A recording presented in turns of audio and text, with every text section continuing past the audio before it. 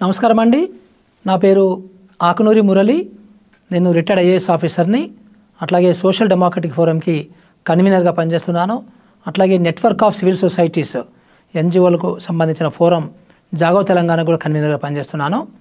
ముఖ్యంగా నేను తెలంగాణ ప్రజలకి చెప్పేది ఏంటంటే, ఇప్పుడు ప్రస్తుతం మనకి ఎన్నికలు వస్తున్నాయి. సో ఎన్నికలలో పార్టీలన్నీ పోటీ చేస్తున్నవి. ముఖ్యంగా నేను ఈ వీడియో తీసేది ఏంటంటే, దయచేసి మీరందరూ ఆలోచించండి. భారతీయ జనతా పార్టీ ఒక ప్రమాదకరమైన పార్టీ. దీనికి మాత్రం ఓటేయద్దు. ఎందుకు ఓటేయద్దు అనే దాని మీద ఒక 5 పాయింట్స్ నేను ఈ వీడియోలో చెప్తాను మీకు. అంటే ఏ రకంగా వీళ్ళు అబద్ధాలు ఆడతారు, ఏ రకంగా వీళ్ళు అభివృద్ధి చేయకుండా అబద్ధాల పునాదుల మీద ఓట్లు అడుగుతారు అనేది సారాంశము. సో ఉదాహరణకి 2014లో ఇదే మోడీ గారు ఇలాంటి అబద్ధం ఆడిందంటే, విదేశాలలో 72 లక్షల కోట్ల రూపాయల నల్లధనం ఉంది. ఆ నల్లధనాన్ని నేను ప్రైమ్ మినిస్టర్ కాగానే అదంతా కూడా మన దేశానికి తీసుకొచ్చి, సో ప్రతి ఇంటింటికి 15 లక్షల రూపాయలు ఇస్తామని చెప్పాడు.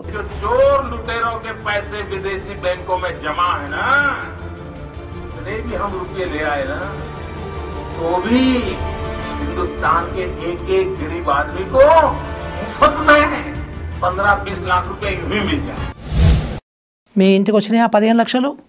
మీ ఊర్లో ఎవరికైనా వచ్చినాయా 15 లక్షలు? మీ జిల్లాలో ఎవరికైనా వచ్చినాయా? ఈ దేశం మొత్తంలో ఎవరికి కూడా ఒక్క 15 లక్షల రూపాయలు కూడా అకౌంట్లో వేయలేదు. అంటే ఇది చాలా గమనించాల్సిన అవసరం. మీరు మీ అందరికీ గుర్తుండే ఉంటుంది, పేపర్లు తిరిగేయండి, పాత న్యూస్ తిరిగేయండి, ఇవన్నీ మనకు కనపడతాయి. అట్లాగే 2014లో ఈ మహానుభావుడు ఇంకొక ప్రామిస్ చేసిండు. ఏంటంటే, ప్రతి సంవత్సరము మేము అధికారంలోకి వస్తే 2 కోట్ల ఉద్యోగాలు మేము యువతకి కల్పిస్తామని ఒక ప్రామిస్ చేసిండు, వాగ్దానం చేసిండు. ఈరోజు అధికారంలోకి వచ్చి ఆయనే 10 సంవత్సరాలు అయింది. అంటే 10 × 2 కోట్లు అంటే 20 కోట్ల ఉద్యోగాలు కల్పించాల్సినటువంటి ప్రామిస్ వాగ్దానం ఆయన చేసిండు. మరి ఈ లెక్కన దేశంలో నిజంగా కూడా 20 కోట్ల ఉద్యోగాలు వచ్చి ఉంటే ఈ దేశంలో 700 పైచిలుకు జిల్లాలు ఉన్నాయి. సో మీ జిల్లాకు ఈ లెక్క ప్రకారము సుమారుగా 2,80,000 ఉద్యోగాలు రావాలి. కనబడుతున్నాయా మనకి ఉద్యోగాలు ఎక్కడైనా? మీ ఊర్లో, మీ దోస్తుల ఇళ్లల్లో, మీ జిల్లాలో, మీ అసెంబ్లీ నియోజకవర్గంలో ఎక్కడైనా కానీ, ఇగో మా ఊర్లో 10 మందికి మోడీ గారు ఇప్పించిన ఉద్యోగాలు వచ్చినాయి అని చెప్పడానికి అవకాశం ఉందా?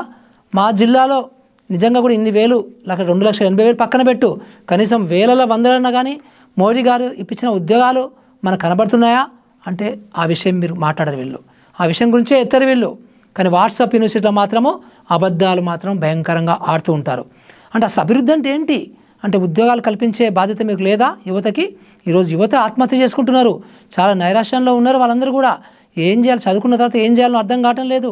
ఎక్కడ కూలి పనికి పోవాలి, ఎక్కడైనా ఉద్యోగం సంపాదించుకోవచ్చా అనే దినదిన గండంలాగా కనబడుతుంది ఇప్పుడు మనకి. సో అట్లాగే ఈ మహానుభావుడు అండి 2015లో పేదలందరికీ, ఇల్లు లేని వాళ్ళందరికీ కూడా మేము ఇల్లు కట్టిస్తాము, మేము మా ప్రభుత్వం ఇల్లు కట్టిస్తుంది దేశం మొత్తము అని చెప్పేసి కేంద్ర ప్రభుత్వం నుంచి ఒకటి ప్రైమ్ మినిస్టర్ ఆవాస్ యోజన, అందరికీ ఇండ్లు 2022 సంవత్సరం కల్లా దేశంలో ఉన్న అందరికీ ఇండ్లు కట్టిస్తామని చెప్పేసి వాగ్దానం చేసిండు.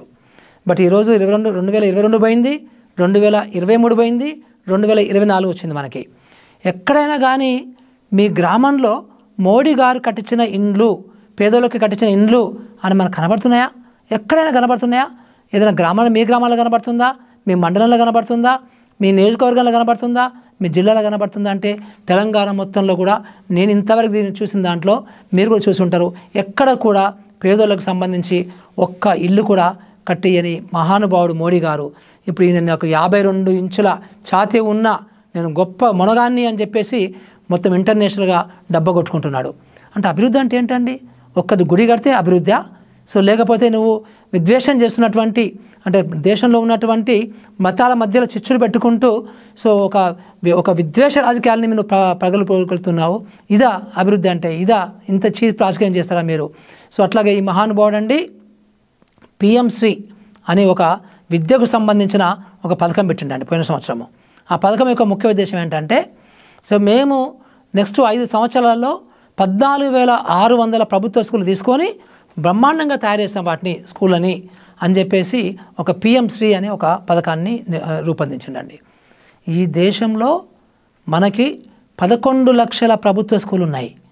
అంటే ఈయన 5 సంవత్సరాల్లో 14,600 స్కూళ్ళు మాత్రమే బాగు చేస్తారంటే అంటే ఈ లెక్కన మొత్తం 11 లక్షల స్కూళ్ళని నువ్వు అభివృద్ధి చేయాలి అంటే సుమారుగా 358 సంవత్సరాల టైం పడుతుంది.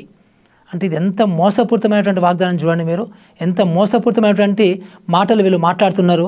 ఇది చాలా జాగ్రత్తగా మనం గమనించాల్సిన అవసరం మనకుంది.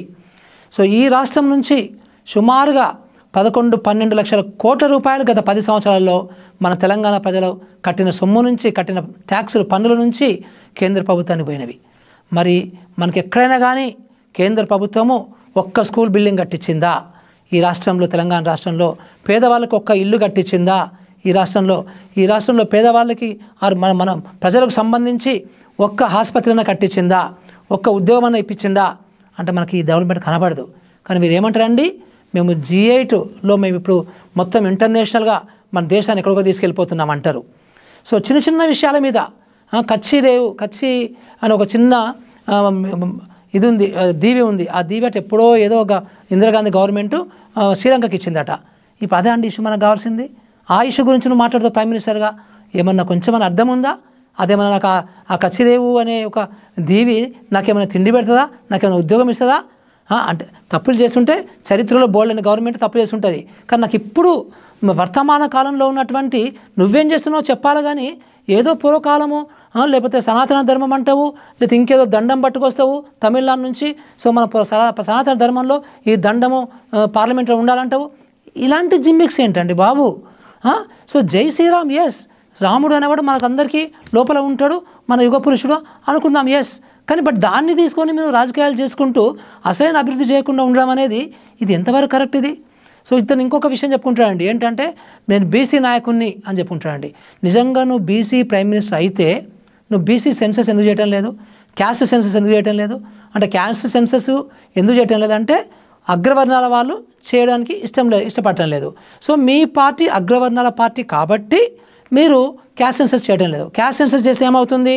ఈ దేశంలో, ఈ రాష్ట్రంలో, ఏ జిల్లాలోనే కానీ, ఏ రాష్ట్రంలోనే కానీ అసలు ఎంతమంది బ్యాక్వర్డ్ క్లాసెస్ ప్రజలు ఉన్నారు, జనాభా ఉంది, ఎంత ఎగ్జాక్ట్లీ షెడ్యూల్ కాస్ట్ జనాభా ఉంది, ఎంత ఎగ్జాక్ట్లీ షెడ్యూల్ ట్రైబ్ జనాభా ఉంది, ఎంత ఏ కులం వాళ్ళ జనాభా ఎంత ఉంది అని కులం ప్రాతిపదిక మీద తెలిసినప్పుడు, అట్లాగే వృత్తులు ఏ కులం వాళ్ళు ఏ వృత్తులు చేపట్టుకొని బతుకుతున్నారు, వాళ్ళ ఆదాయం సంపాదించుకుంటున్నారు, అసలు ఎలాంటి వృత్తులలో ఎన్ని కోట్ల మంది బతుకుతున్నారు, సో కొన్ని మెయిన్ ప్రొఫెషన్స్ ఉంటవి, అంటే చేయకూడనివి, అంటే డీసెంట్ జాబ్స్ అంటాం మనం, అలాంటివి కాకుండా చాలా రిస్క్తో కూడుకున్నటువంటి వృత్తులు కొన్ని ఉంటవి. ఉదాహరణకి మన గౌడన్నలు, సో పెద్ద తాటి చెట్లు 4 అంతస్తుల తాటి చెట్టు ఎక్కుతారు, చాలామంది కింద పడి చచ్చిపోతున్నారు. అంటే ఎందుకు అంత పేదరిక పరిస్థితి ఉండాలి? నిజంగా కూడా నువ్వు బీసీలకి నువ్వు మంచి చేయదలుచుకుంటే అసలు బీసీలకు సంబంధించినటువంటి విద్య గురించి నువ్వు ఏం చర్య తీసుకుంటున్నావు? సో అట్లాగే బీసీలకు సంబంధించిన బోల్డ్ అన్ని కుల వృత్తులు ఈరోజు చాలా డేంజరస్ సిచ్యువేషన్లో ఉన్నవి. సో వాటికి సంబంధించి మీరు ఏం చేస్తున్నారు? అసలు కనీసము క్యాస్ట్ సెన్సస్, కుల గణన ఎందుకు చేయటం నువ్వు? అంటే బీసీ అని చెప్పుకొని బీసీలను మోసం చేస్తున్నావు, ఎస్సీలను మోసం చేస్తున్నావు, ఎస్టీలను మోసం చేస్తున్నావు, మైనార్టీలను మోసం చేస్తున్నావు. అంటే ఒక మైండ్ గేమ్ ఆడుతున్నారు. ఒక మైండ్ గేమ్ ఆడి, సో మతం అనేది మన లోపల ఉంటుంది, కులం అనేది మన లోపల ఉంటుంది, దేవుడు అనేది మన లోపల ఉంటాడు. కానీ ఇవన్నీ నువ్వు రాజకీయం చేసుకుంటూ అసలైన అభివృద్ధి చేయకుండా ఎంతకాలం మోసం చేద్దాం అనుకుంటున్నావు? మహానుభావులారా, మీరందరూ కూడా బీజేపీ నాయకులారా, ఎక్కువ కాలము ఎక్కువ మందిని ఎక్కువసార్లు మోసం చేయలేరు. ఇది జగమెరిగిన సత్యము. సో రిపీటెడ్గా చరిత్ర మనకి ఎప్పటికప్పుడు చెప్తుంది. సో మీరు కూడా ఎక్కువ కాలం జనాల్ని మోసం చేయలేరు. సో ఎంత బ్యాక్వర్డ్ ఉంటే అంత మోసం చేయడానికి అవకాశం ఉండొచ్చు కాక, కానీ ఓటర్లు మాత్రము డెఫినెట్గా ఎప్పటికప్పుడు ఆలోచన చేస్తారు. మీ యొక్క ఈ దుర్మార్గపు అబద్ధాలు, దుర్మార్గపు ఎమోషనల్ డ్రామాలు ఇవి ఎక్కువ కాలం సాగవు. సో ప్రజలారా, ముఖ్యంగా యూత్, మీకు ఉద్యోగాలు ఇవ్వటం లేదు, మీకు నాణ్యమైన విద్య ఇవ్వటం లేదు, మీకు జీవన ప్రమాణాలు ఉన్నటువంటి ఒక జీవితం దొరకటం లేదు. సో ప్రజలందరూ ఇంకా పేదరికంలో ఉన్నారు. సో 75 సంవత్సరాల పరిపాలనలో ఏమన్నంటే కాంగ్రెస్ అంటాడు, సో 65 సంవత్సరాలు వాళ్ళు పరిపాలించి అంటారు. అరే అప్పుడు ఉన్నటువంటి ఎకనమీ వేరు, ఇప్పుడు వాళ్ళు చేస్తే చేయలేదు, కరెక్ట్ ఒప్పుకుంటా నేను. మరి నువ్వేం చేస్తున్నావు? 10 సంవత్సరాల కాలం అంటే జోక్ కాదు కదా. 10 సంవత్సరాల కాలం నువ్వేం చేస్తున్నావు చెప్పాలి. కానీ ఎంతసేపు వాళ్ళు చేయలేదు వీళ్ళు చేయలేదని చెప్తావు, లేకపోతే ఆ కులము ఆ మతం అని చెప్తావు తప్ప, సో నువ్వు చేసి అభివృద్ధి చెప్పుకుంటూ నువ్వు ఓట్లు ఎందుకు అడగటం లేదు? సో ప్రజలారా, దయచేసి మీరు గమనించండి ఈ రాజకీయాలని, ఈ అబద్ధకోరు రాజకీయాలని, ఈ అహంకారపూరిత రాజకీయాలని, ఇదంతా మీరు గమనించండి.